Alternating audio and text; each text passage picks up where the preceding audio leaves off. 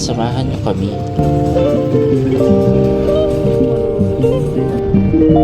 sa isang episode ng Kapehan.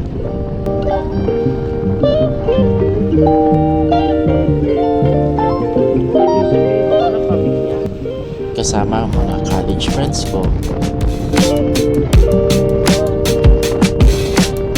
na ngayon ay mga VA freelance na rin tulad namin. Oo, tama na rin nyo.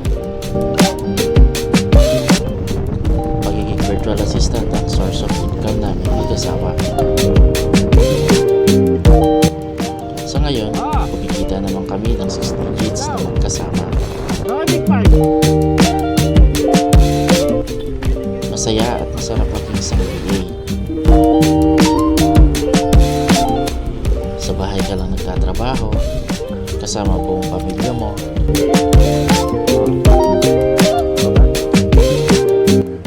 At di pagod sa biyahe.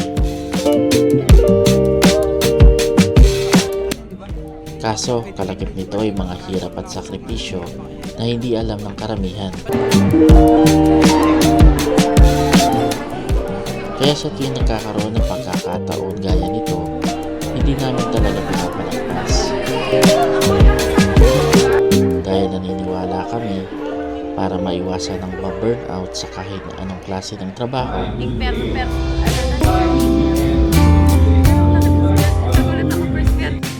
kailangan mo pa rin magkaroon ng social connection sa ibang tao.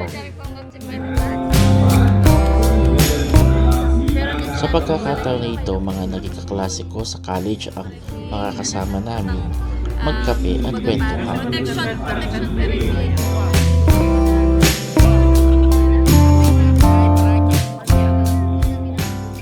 Halos usapang VAD ng mga napag-usapan namin.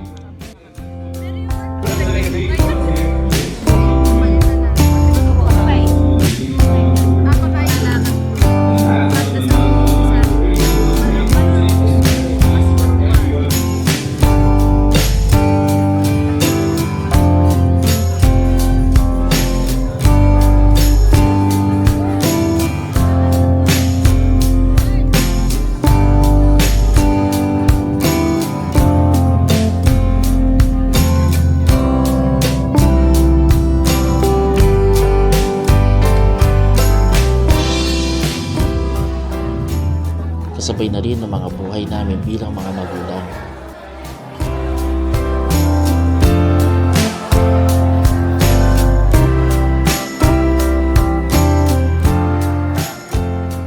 Kaya kung isa ka ring VA gaya namin,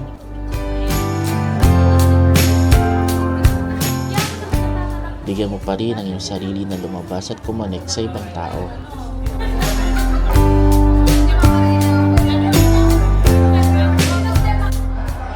Sigurado ako na makakatulong ito para maalis o mabawasan man lang ang exhaustion mo bilang alipin ng dunya. Kung umabot ka man sa dulo ng video nito, maraming salamat sa iyong panonood at pakikinig.